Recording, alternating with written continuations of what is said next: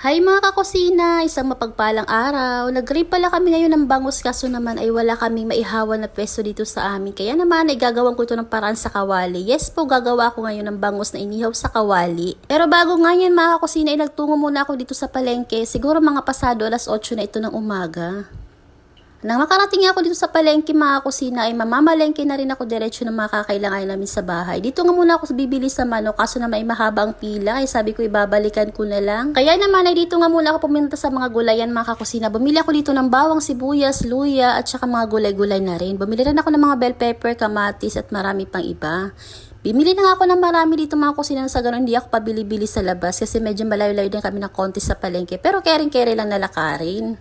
Pagkatapos ko nga sa mga gulayan mga kakusina ay dumiretso na nga rin ako dito sa mga isdaan. Bumili pala ako dito ng kalating kilo ng galunggong tapos bumili rin ako ng isang piraso na malaking bangus. Pinahiwa-hiwa ko na nga rin kay ate yung mga galunggong mga kakusina pagkatapos bumalik ako dun sa manukan. Bumili lang ako ng manok sa halagang 318 at bumili rin ako ng pasta dito sa tindahan kasi balak kong magsopas. Medyo madami nga yung manok na nabili ko mga kusina kasi naman iba ipapang ulam namin, adobo or prito. Sa mga oras na to ay pauwi na ako at naglalakad. Ayan, nakakita pa nga ako ng kakanin dito kaya naman ay napabili rin ako.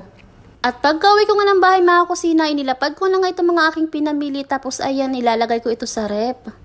Bumili rin pala ako ng tasty dun sa bakery at isang kakanin nga lang kasi ako lang naman yung kakain. At eto na nga mga kakusina, hinihahanda ko na nga yung mga ipapang feeling ko dito sa bangus na lulutuin ko sa kawali. Naghiwa-hiwa nga lang ako mga kakusina ng kamatis at sibuyas. Depende na nga sa inyo kung gaano karami. Naglagay ako ng 2 kutsara ng toyo, 1 kutsara naman ng liquid seasoning. Tapos ayan, naglagay lang ako ng kaunting granules at pamintang powder. Hinalo-halo ko nga lang ito mga kusina tapos ilalagay ko na nga ito sa bangus. Dinamihan ko talaga yung kamatis at sibuyas kasi gusto ko sa bangus na inihaw ay madaming laman sa loob or feeling. Ilagay ko na nga dito sa bangus mga kakusina, nahugasan ko na nga yan at pinahiwaan ko pa nga yung kabilang side niyang kay ate kanina doon sa palengke. Ayan, ilagay lang natin lahat ng mga feeling natin ginawa dito. Tapos ayan, madami pa nga kaya naman pati yung ulo ay nilagyan ko na para naman mas masarap din. Inilagay ko na nga rin dito pati yung toyo mga kakusina na inilagay ko dito sa sibuyas at kamatis para naman ay mas malasang malasa ito. Kung di nyo pa nga nasubukan mag-ihaw ng bangus sa kawali mga kakusina, isubukan nyo na rin. Kung ayaw nyo ang mausukan, kung gusto nyo na nga inihaw na ayaw nyo masukan, ay pwedeng nga ito sa inyo.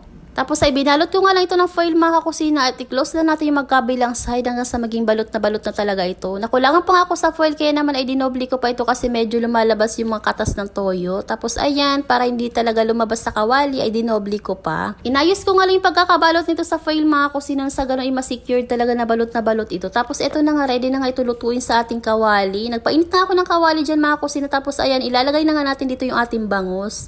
Inayos ko nga rin pagkakalagay nito mga kakusina tapos ay tatakpan din natin ito. 15 minutes pala bawat side yung pagluluto ko nito. Dapat ay naka medium to low heat lang muna yung apoy natin dito mga kusina sa gano'n hindi naman to agad masunog. After 15 minutes mga kusina ay binabaliktad ko nga yung magkabilang side nito na sa gano'n yung kabilang side naman yung maluto. Matagal na nga rin kami hindi nakakakain ng inihaw na bangus mga kakusina kaya naman ito ginawan ko na nga ng paraan. After 1 year cherries or after 30 to 35 minutes sa pagluluto ko nito, ayan, ito na nga ating inihaw na bangus sa kawali. Achieve ko nga mga kakusina yung pag-ihaw nito para na rin talaga ako nag-ihaw lang sa ihawan. At eto na nga mga kusina, natakam na rin talaga ako at ihanda na nga natin yung maraming kanin. Syempre, hindi mawawala yung toyo, kalamansi na may sili.